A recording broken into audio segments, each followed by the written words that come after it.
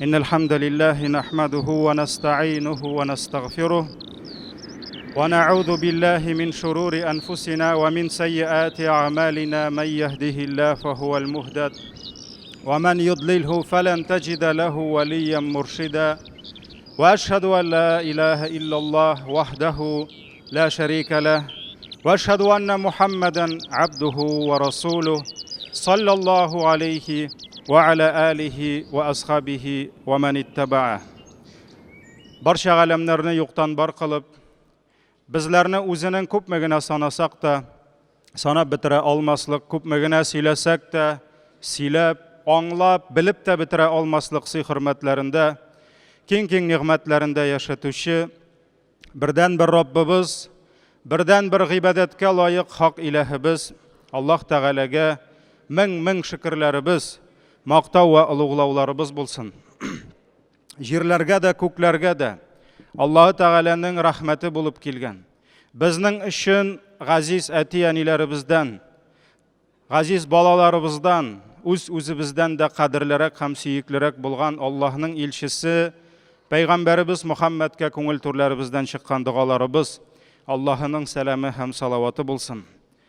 Qadrli din qardoshlarım, qadrli millatdoshlarim, Alloh Taolaning bizga ulug' ne'mat etib bergan izgi Ramazon oyin zo'rlab, izgi g'ayit kunlarida Alloh Taola yurti bo'lgan masjidlarimizga, izgi bayramlarimizga kelgan qardoshlarim, har qaysingizni Ramazon g'ayitlari bilan tabrik etam. Alloh Taola tutgan ro'zalarimizni, o'qigan namozlarimizni, duo ham zikrlarimizni qabul etsin. Ramazon g'ayitlari muborak bo'lsin. Aziz qardoshlarim, eng ilk o'zimni, anlarsın sizni taqvolikqa chaqiram. Alloh Taola Qur'oni Karimda aytdi: "Ya ayyuhallazina amanu taqulloh." Ey iymon keltirgan bandalar, Alloh Taolaga taqvo bo'ling'iz. Wal tanzur nafsum ma qaddamat lig'ad. Har bir joniyasi qarasin, o'zining ertagasi kunida Robbisi bilan uchrashganda narsa aytir, ham nindi amallar bilan keldi, narsa azirladi, shuni qarasin dedi. Vattaqulloh, ham taqvo bo'lsin. Innalloha xabirun bima ta'malun. Durustlikda Alloh sizning nindigina ish ishlasangiz da, ol ishlaringizni ko'rib, bilib tura. Bu Hashr surasi 18-oyat. Robbimiz Alloh bizni taqvolikqa chaqirdi. Taqvolik Alloh Taolaning bizning ustimizga yuklagan amirlarin o'tav, onun tiyganlarından yiroqlashib yashaudir. Ol qo'ygan shiklardan chiqmau, saqlanudir. Adam balası agar da taqvolikqa erishmasa, bu Allohning amri, bu Allohning haramı deb halal bilan haramni ayırıp yaşamasa, şunu tutmasa, ol dünyada da to'li baxtni topmas, mangilik yurtda da Allah'ın rahmetine erişmez. Ramazan ayı aziz dostlarım, ol ibadet ayı. Bendelerinin büyük Rabbiga yakın ayı ayı. Allah Teala'nın dini en ilik. Kişi bilen Rabbi arasında bulgan ilimteni, beylenişini tizi. Eğer kişi Rabbisi bilen iki aranı tizetse, Allah Teala onun boshqalar bilan bo'lgan orasin tuzatirga o'zi yordam etadi. Aziz do'stlarim, biz nindigina ibodat qilsak da, ol ibodatning jimishlari bor. Kishi ol jimishlarni oxiratdagina tugul, dunyoda da totay. Agar da bir kishi, "Ayye men ibodat qilam, namoz o'qiyim, roza tutam, zakat sadaqalarimni beram, haj qilam, ham shusha ibodatlarimning jimishlari oxiratdagina bo'lashaq, dunyoda bo'lmayashaq" deb aytsa, ol yolg'isha. Ol yolg'isha, chunki har ibodat o'z jimishin dunyoda da bera. Dunyoda da bera. Ham ibodatning kishi turmushina bo'lgan ta'sirlarining birsi, agar da kishi ixloslik bilan ibodat qilsa, ol bizning tira yunimiz, yashagan yerimiz, tabiat һәм башка кешеләр белән шушы гыйбадәт араларыбызны төзәтә. Без гыйбадәт кылабыз бер Аллаһка, бу гыйбадәт безнең ихлас күңелдән чыкса, күңелебезне төзәтә. Күңелебез төзәлеп, безнең әти-әниләребезгә булган хөрмәтебез арта. Безнең яшәгән җиребезгә, безнең дөньябызны матурлап торган табигатыбызга һәм янәшә тирәдәге кешеләргә карата безнең мугамәләбез яхшыра, хөрмәтебез арта. Һәм җәмәгать бәндәнең гыйбадәте арткан сайын, гыйбадәт иман агачының җимешләре дә арта һәм баллырак була. Аллаһ Тәгалә Куръани Кәримдә әйтте: "Әләм тара кайфа дарабаллаһу мәсәлә". Әллә күрмисеңме син ди? Ничек Аллаһ мисал китерде ди? Сиңа мисал китерде. Кәлимәтән таййиба, изге сүзнең, ягъни кешенең иманы, шәһадәт кәлимәсе, ла илаһа иллаллаһ кәлимәсенең мисалын Аллаһ Тәгалә китерде. Кәлимәтән таййиба, иман ул бер агач кебек ди. Иман ул бер яхшы күркәм агач кебек ди. Аслуха сабит, ул агачның тамыры ди, аның нигезе ныклы ди. Сәламәт агачның нигезе нык була. Тамырлары нык җиргә ябышкан. Ва фар'уха фис-сама ди. Аның ботаклары күккә ди, күккә омтыла ди. Ту'ти укулаха кулла хинин биизни раббиха. Һәм шушы күркәм агач, иман агачы ди. Ул Раббысының рөхсәте белән һәр даим җимешләрен бирә ди. Җимешләрен бирә ди. Ва ядрибуллаһу ал-амсала лин-наси ла'аллахум ятадаккарун. Һәм менә мондый мисалларны ди Аллаһ Тәгалә китерә үзенең бәндәләренә, алар уйлансыннар өчен, алар фикерләсеннәр өчен. Азиз дусларым, исламның без беләбез 5 баганасы бар. Әлбәттә, ислам шушы 5 багана белән генә шикләнми. Ләкин иң мөһиме, менә шушы исламның нигезе, фундаменты шушы 5 баганада тора. Бу 5 баганадан башка ислам яши алмый. Ул бина җимерлә. Һәм менә шушы исламның 5 баганасының кайсысын гына алсак та, ул безне иң элек Раббыбыз белән бәйли. Аннарысын, менә шушы Раббыбызга булган бәйләнеш, Аллаһка якынаю, безне аның мәхлукларына якынайта.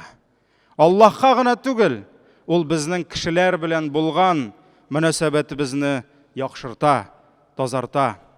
Алыйк беренче багананы, шәһадәт кәлимәсе. Бу иң зур гыйбадәт. Кешенең үзен юктан бар итүче Раббысын танып, аңа инанып, аның җирендә яшәүен аңлау, аның күге астында яшәүен аңлау, аның яңгырларын кабул итү аңлау, ул биргән ризыкларны ашау, ул биргән күзләр белән күрү, ул биргән аяк һәм кулларның файдасын күрү, ул биргән балаларны кышу һәм бер Аллаһка гына кыл булып, бер Аллаһка гына гыйбадәт кылу. Менә бу исламның иң беренче баганасы. Һәм без күрәбез, кешенең шушы беренче баганасы да, ягъни аның шәһадәт китереп иманга килүе дә Аллаһ белән генә түгел, ул кешеләр белән мөнәсәбәтне төзи. Абу Хурайра радиллаһу анһу тапшырган хадистә сөйкле пәйгамбәребез әйткән: иманның 60-тан яки 70-тән артык тармагы бар ди. Ягъни ботагы бар. 60-тан яки 70-тән артык диде. Һәм шушы ботакларның иң өстене ла илаһа иллаллаһ кәлимәсе ди. Ягъни Аллаһыдан башка бүтән гыйбадәткә лаек булган һич зат юк. Аллаһтан башка һич кемгә гыйбадәт дөрес түгел. Бу ботакның иң өсте ди. Ботакның иң аскысы ди. Иң аскысы юлда яткан киртәләрне алу ди. Юлда яткан шүпләрне алу, юлда яткан ташларны алу. Һәм хадисның ахырында сөйкле пәйгамбәребез кешенең ояла белүе ди. Оят дигән нәрсәсе. Ул иманның шулай ук бер ботагы диде. Азиз дусларым, менә шушы хадистә дә без күрәбез. Иман агачының иң зур ботагы, иң мөһим ботагы ул шәһадәт кәлимәсе. Синең йөрәгең Аллаһны танып, Аллаһка берлегенә шәһадәт китерүең булса. Әмма иманның иң аскы бутагы, иң җиңел бутагы ул юлдагы киртәләрне алу диде. Юлда яткан ташны алу, юлда яткан бутакны алу, юлда яткан шүпне алып салу. Бу Аллаһка кирәкме? Аллаһ Тәгалә безнең чиста юлларыбызга мохтаҗмы? Юк. Бу Аллаһның бәндәләренә кирәк. Әгәр дә мөселман кешесе юлдан барганда кешеләргә зыян китерә торган бер нәрсәне күрсә, мәсәлән, шүп ята. Мәсәлән, олы юлдан машина белән барганда кадаклы такта төшеп калган, таш төшеп калган, һәм кеше машина белән бәрелеп шушыңа көпчәген тишә. Юл кырына чыгып ишала. Яки гади менә шушы бакчадан барганда ниндидер шүп ята, ботак ята. Һәм бу ботакка кемдер абынырга мөмкин. Кемдер имгәнергә мөмкин. Кемнеңдер тормыш яме шушы киртә сәбәпле юкка чыгарга мөмкин. Шуңа күрә синең шәһадәт кәлимәсе, Аллаһка иман китерүең сине иелдертеп шушы шүпне алдырырга тиеш. Һәм менә бу күрсәтә Аллаһыга булган гыйбадәт безнең кешеләргә булган хезмәтебезне төзи. Аллаһка гыйбадәт кылучы ул кешеләргә хезмәт итә торган була. Менә бу җәмәгать шәһадәт кәлимәсе. Шәһадәт кәлимәсеннән соң икенче баганабыз намаз. Ул безнең иманыбызның дәлиле булып тора. Мөселман кешесе намазлы булырга тиеш. Аллаһ Тәгалә үзенең хикмәте белән тормышыбызны намаз белән үрелеп баруын теләде. Чөнки адәм баласы тәүлегенә 5 намаз укый. Иртәнге намаз, аның көне намаз белән, дуга белән башлана. Зәвал зинитка җитеп 5 минут киткәч, кеше тагын Аллаһ каршына баса. Икенде кояш күләгәсе арткач тагын баса. Кояш байыды көнне намаз белән узата. Төн җитте, төнне намаз белән каршала. Менә моның һәр берсенең вакытын Аллаһ сайлады. Пәйгамбәр дә куймады, кешеләр дә сайламады. Шуңа күрә намаз Аллаһ Тәгалә безнең тормышыбызны намаз белән үрелеп баруын теләде. Ни өчен? Аллаһ безнең көнебезне уртасын, ахырын намаз белән бәйләде. Чөнки намаз кешенең динен саклый. Намаз кешенең иманын саклый, намусын саклый һәм аның тәрбиясен саклауда зур сәбәп булып тора.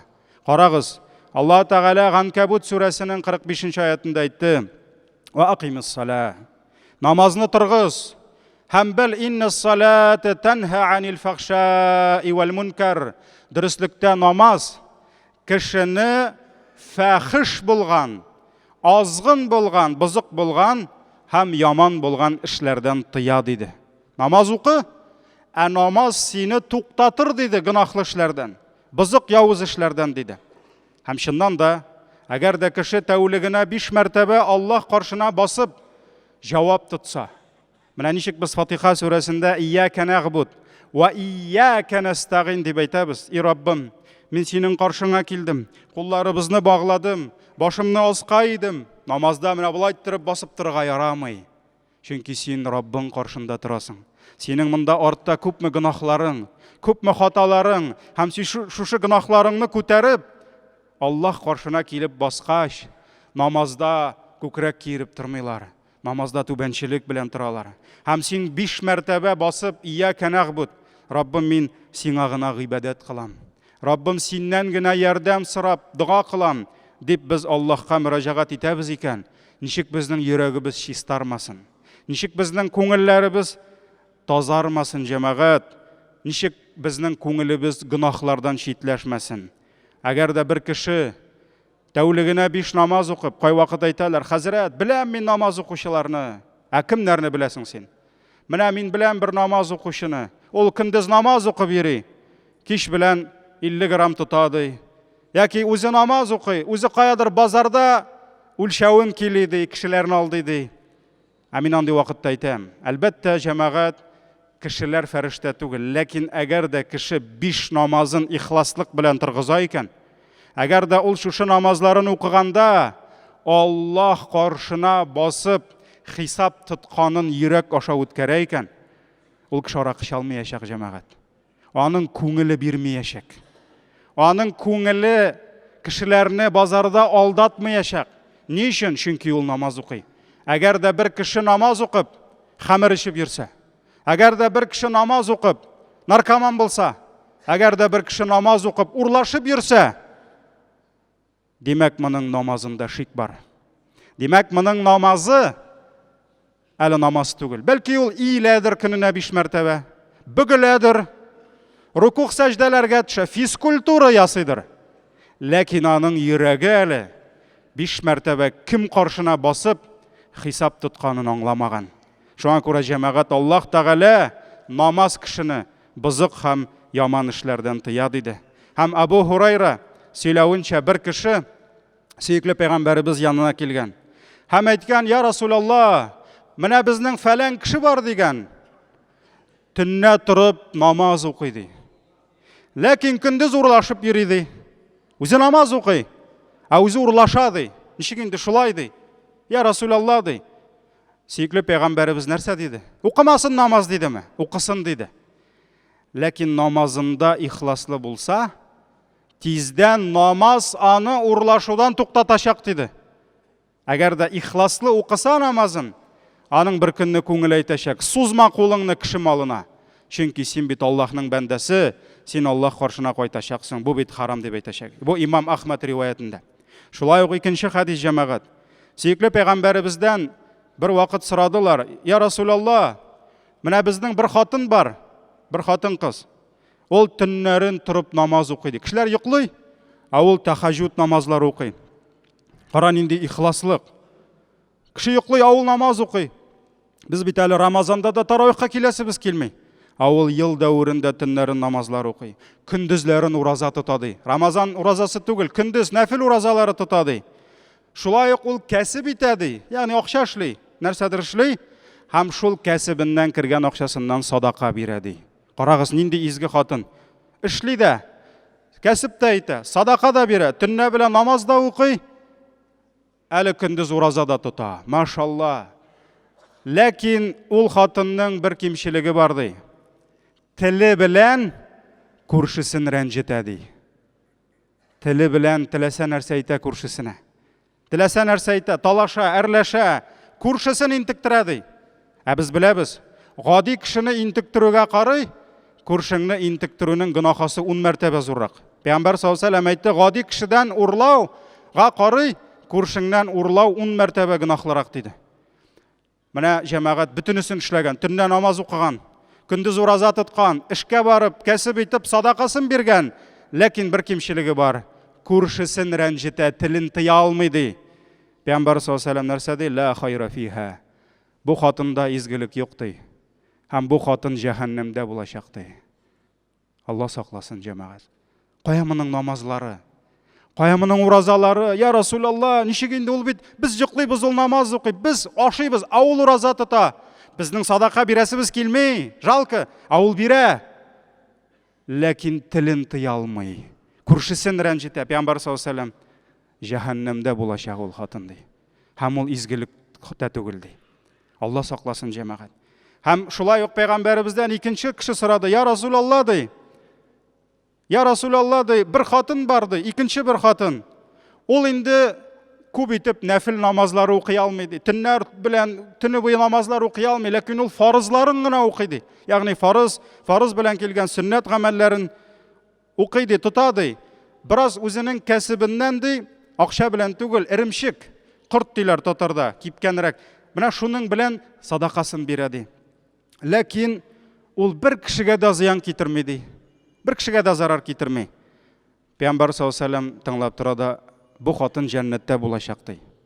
Бу хатынның урыны җәннәттә ди. Бу хадис җәмәгать безгә нәрсәне күрсәтә? Беренче хатын ихластан, әгәр дә ихластан намаз укып, ихластан уразасын тотып яшәсә, ул җәһәннәм әһле булыр идеме? Булмас иде. Юк җәмәгать. Әгәр дә аның тоткан уразасы, укыган намазы аның телен төзәтмәгән икән, демәк аның уразасы бәлки ач тору гына булгандыр. Бәлки ул ураза тотмаган, ач йөргәндер. Ә төнге намазлары аның йокысыз калган төн генә булгандыр. Сөйкле пәйгамбәребез әйтә: "Кайбер ураза тотучының уразасы ди, бәлки ач тору гынадыр" ди. Ул ураза түгел, ул ач кына йөри. Ә төннәрен намаз укучы кайбер кешеләрнең намазлары бәлки йокысыз калган төн генәдер. Менә шуңа күрә җәмәгать, әгәр дә аның төнге намазлары ихлас белән укылган булса, әгәр дә аның уразалары ихласлык белән дөрес итеп тотылган булса, аның теле күршесен рәнҗетмәс иде. Һәм сөекле пәйгамбәребез дә аның турында намазларына, уразаларына карамыйча, ул җәһәннәмдә дип әйтмәс иде. Шуңа күрә кешене намаз төзәтергә тиеш. Карагыз үзегезнең күршеләрегез белән булган мөгамәләгезгә, өйдәге хатыныгыз белән, ирегез белән, әтияниләрегез белән булган мөгамәләгезгә әгәр дә фәлән еллар намаз укып, ураза тотып, сезнең араларыгыз төзәлмәсә, димәк, монда бик зур сорау билгесе тора. Синең намазың намаз микән әле? Синең уразаларың ураза микән әле? Чөнки Аллаһ Тәгалә намаз кешене төзәтә диде. Алыйк закат. Исламның зур баганасы, байлык әһле байлыгыннан елына бер мәртәбә 40-тан бер өлешен бирергә тиеш. Бу фарыз, налог кебек бу салым. Карагыз, Аллаһ Тәгалә закат турында сөекле пәйгамбәребезгә нинди әмер бирә? Хуз мин амвалихим садақады. Кешеләрнең байлыкларыннан бер өлеш садака алды, сорады. Чөнки бу фарыз үзенә түгел, мохтаҗлар өчен. Пәйгамбәребез садака алмады бер кашан, аңа харам булды садака алу. Алды. Һәм нәрсә ди? Тутахирухум ва тузаккихим биха ва салли алейхим ди. Һәм син аларның садакаларын алырга ярдәм итеп, ягъни садака чыгарттырып, син аларның күңелләрен садака белән чистартасың ди. Кеше җәмәгать фақиргә, мискингә, мохтаҗга, гарип гурабәгә садакасын биреп, үзенең нәфесен бер өлеш мәхрум итсә дә, чөнки беркемнең дә артык акчасы юк. Монда әллә берәрегезнең артык акчасы бармы җәмәгать? Берегезнеке дә юк. Артык акча булмый. Урыслар әйтмешли, лишних детей и лишних денег не бывает ди. Бөтен кешенең дә, бөтен кеше акча ярата. Бай да ярата, хәерче дә ярата. Юмарт кеше дә ярата, саран да ярата, ләкин юмарт кеше саранлыгын җиңеп бирә. Менә шушы акчасын биргәндә аның күңеле чистара. Аның күңеле чистара, һәм түзәккихим, аларның аның дәрәҗәсе арта. Һәм сөекле пәйгамбәребез васалли алейхим, син аларга дуга кылды. Кемнәр хәйр садака бирә, мохтаҗларга ярдәм итә, син аларга дуга кылды. Инна салатака саканул лахум, чөнки синең дугаң ди аларның күңелләренә рәхәтлек бирә ди. Рәхәтлек бирә ди. Валлаһу самигун галим, һәм Аллаһ ишетүче ва белүчедер ди. Шуңа күрә җәмәгать, Аллаһ Тәгалә Коръәндә нәрсә ди? Садака, закат белән күңелләрен чистарт кешеләрнең ди. Садака чистарта, күңелеңне чистарта, кешеләргә карата булган синең кадер хөрмәтеңне яңарта, аларга карата. Һәм без беләбез, садака гыйбадәте ул бер кашанда акча белән генә булмады. Мин акча бирәм дә, садака бирдем, минем акчам юк, садака бирә алмыйм, ул дөрес түгел. Сөекле пәйгамбәребез кешеләргә яхшылык кылу, кешеләргә игелек кылу да садака диде. Пәйгамбәр саллаллаһу алейһи ва сәллям нәрсә диде? Әгәр дә чыгарып бирергә булмаса, кардәшеңне елмайып каршы алуың да садакадан китәр диде. Бөтен кешегә садака биреп булмый. Бөтен кешегә садака бирсәң, синнән байрак кеше рәнҗергә мөмкин. Ләкин син бөтен кешегә дә бер садаканы бирә аласың. Нәрсә? Елмай. Матур итеп елмай. Кайбер кешегә күрешкәндә йөзенә карыйсың, әйтерсең лә син аның атасын үтердең. Әйтерсең лә син аны мискинне хәерчелеккә шумдырдың, бөтен малын тартып алдың. Елмай. Авырмыни шушы иренеңне әз генә җәергә. Елмай инде матур итеп. Үзеңнең дә күңелең рәхәт. Сиңа елмайсалар, син башка берәүгә елмайырсың. Шуңа күрә елмаюың да садака дигән сүз нәрсәне аңлата?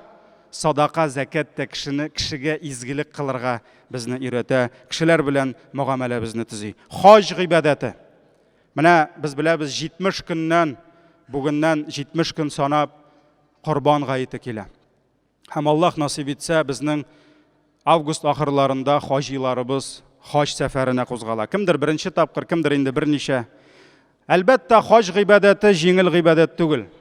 Аллаһ Тәгалә кешене үзенең изге җиренә аяк бастырыр алдыннан бер сыный. Ярар инде башка җиргә бар, ярар инде машинаңны яңарт башкасы ди. Ләкин кеше шушы сынауны үтеп, акчасын хаҗга багышлый. Ләкин аннан соң изге җиргә аяк баскач та, Аллаһ аны барыбер сыный. Барыбер хаҗ сынаусыз булмый, җәмәгать. Һәм 2005 елда үзем хаҗга баргач, берничә автобус Татарстаннан йөрибез, Мәккә эчендә киттек. Әлхәмдүлиллә, Минада булдык. Гарәфәдә көне буе дуга кылдык. Муздалифәгә кайттык. Минага кайттык. Ташлар атылган, тавафлар кылынган. Булды. Хаҗны кылдык. Бүтән кеше хисләнә, кемдер инде без сиңа хәзер хаҗи дип әйтербез инде ди, мактанышалар. Һәм Минадан гостиницага гына кайтасы калды. Битте, хаҗ үтәлде. Киттек Минадан гостиницага. Җәяү барсаң тизрәк кайтып җитәсең. Аллаһы Тәгалә автобусны пробка белән туктатты. Аллаһ туктатты. Һәм 16 сәгать безне пробкада утыртты. Менә җәмәгать шунда кайбер безнең куштырнаклар в кавычках хаҗиларның, агач хаҗи дип әйтәм мин аларны, эшләрендәге бүтән тизәкләре чыга башлады. Рәсәйдә әйткән сүзләре Мәккәгә кайткан юлда хаҗдан соң бүтәнесе чыкты. Аллаһы Тәгалә чыгарды һәм күрсәтте синең хаҗың хаҗ булдымы, юкмы дип. Пәйгамбәр саллаллаһу алейһи ва сәллям нәрсә диде? Сахих Муслимда килә, Сахих Бухарида килә.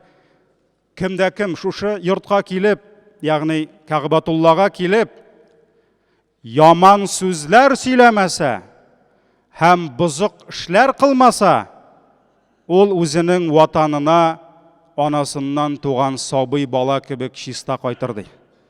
Хаҗ гынахларны чистарта, ләкин бүтән кешенең түгел. Кемдер хаҗга барып, гынахларыннан чистарынып кайта. Кемдер хаҗга барып, баш аяк гынахка чумып кайта. Ни өчен? Чөнки телен тыймый. Кешеләргә яманлык кыла. Яман эш эшли. Шуңа күрә җәмәгать, карагыз, хаҗда, хаҗ гыйбадәте дә безне кешеләр белән яшәргә өйрәтә. Кешеләр белән дөрес итеп аралашырга өйрәтә. Һәм җәмәгать, ураза гыйбадәте. Без сезнең белән менә чираттагы Рамазан айын 29 көн ураза тоттык. Аллаһ кабул итсен. Һәм җәмәгать, уразаның хикмәте ашау ишүдән тыелып, көне буе аш йөрү генә түгел. Уразаның хикмәте синең ишеңдә утырган нәпсеңне тыю, йөгәнләү һәм гынахлардан арыну. Сөекле пәйгамбәребез бу Хаким риваятында килә, ураза гыйбадәте ул ашау һәм ишүдән генә тыелу түгел. Ураза буш һәм бузык сүзләрдән тыелу диде. Икенче бер хадистә сөекле пәйгамбәребез әйтте, әгәр дә бер кеше ураза тотып, ялган сөйләп йөрсә, ул үзе уразада үзе алдый кешеләрне.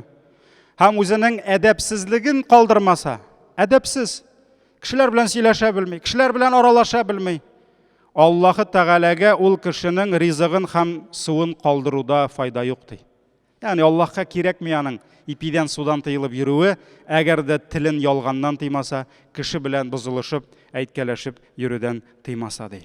Менә шуңа күрә җәмәгать, ураза ул ач тору түгел, ураза ул синең нәфесеңне гынахлардан арындыру.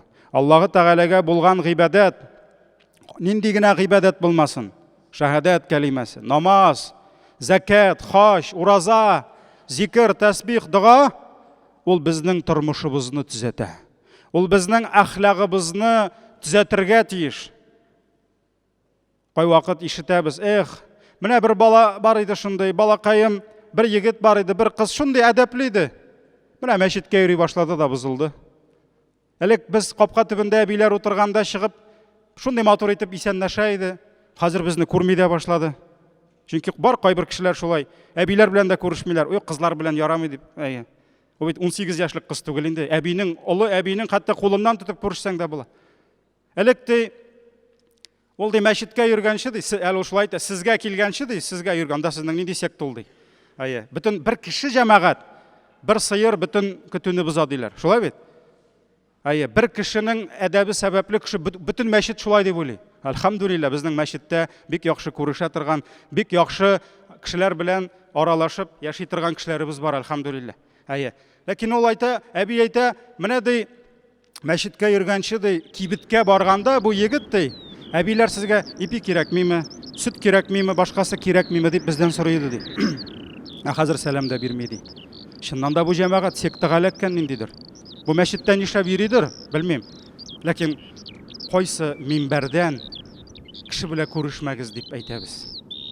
Пәйгамбәр саллаллаһу алейһи ва сәллям Мәдинәгә килеп, иң беренче халыкны җыйды вагызга. Беренче вагыз. Нәрсә әйтер микән ха? Без хәзер Мәдинә шәһәрен алабыз. Бу безнең кулда булачак шәһәр. Яһудларны куабыз. Без монда хуҗа булабыз, шулаймы? Юк, җәмәгать. Пәйгамбәр саллаллаһу алейһи ва сәллям җыйды да әйтте. Кешеләрне сыйлагыз ризык белән ди. Үзара сәламләшеп яшә, исәнләшергә өйрәнегез ди. Һәм төнне белән торып намаз укыгыз ди. Менә шуңа куш чакырды. Шуңа күрә җәмәгать, әгәр дә кеше дингә килеп, диннең асылын аңлый икән, аның күрше әбисе белән арасы өзелми, киресенчә яхшыра. Пәйгамбәр саллаллаһу алейһи ва сәллям нәрсә диде? Шал чәчне хөрмәт итмәгән кеше безнең диндә түгел ди. Ул каядыр сектада, ләкин ул исламда түгел ди. Менә шуңа күрә җәмәгать, Аллаһ Тәгалә безнең арабызны төзеп, Аллаһ белән арабызны төзеп, безнең кешеләр белән арабызны төзи. Хәтта карагыз, Аллаһ Тәгалә нәрсә диде? Әгәр дә сезнең кылган гынахагыз, хадистә килә, минем белән бәйле икән ди. Сезне гафу итергәме, юкмы, мин үзем хәл итәм ди. Менә бар шундый гынахлар, син Аллаһны оныттың, тагын нәрсәдер эшләдең, ул Аллаһ белән бәйле. Аллаһ Тәгалә әйтә, мин үзем хәл итәм ди. Сора миннән, мин үзем кичерәм ди. Ләкин синең кылган гынахаң берәр кеше белән бәйле булса, мин монда кысылмыйм ди. Карагыз, Аллаһ Тәгалә нәрсә ди? Мин кеше белән кеше арасына кермим ди. Үзегез хәл итегез ди. Теге кеше сине гафу итсә ди, мин дә гафу итәм ди. Теге кеше юк икән, гафу итми икән, мин дә сине гафу итмим ди. Карагыз, менә бу күрсәтә кеше белән кеше арасы. Дин төзи. Әлхәмдүлилләһ. Һәм мөхтәрәм җәмәгать, изге Рамазан айлары да ул безнең күңелләрне тазарта торган, иманнарны яңарта торган, безнең әхлакларыбызны әлхәмдүлилләһ төзәтә торган ай. Шуңа күрә тоткан гыйбадәтләребез безнең Аллаһ белән арабызны төзәтеп, тоткан гыйбадәтләребез, диннәребез Аллаһның мәхлуклары белән дә араларыбызны төзәтсә иде, Аллаһ Тәгалә үзе безгә ярдәмче булса иде. Астагфирулlah.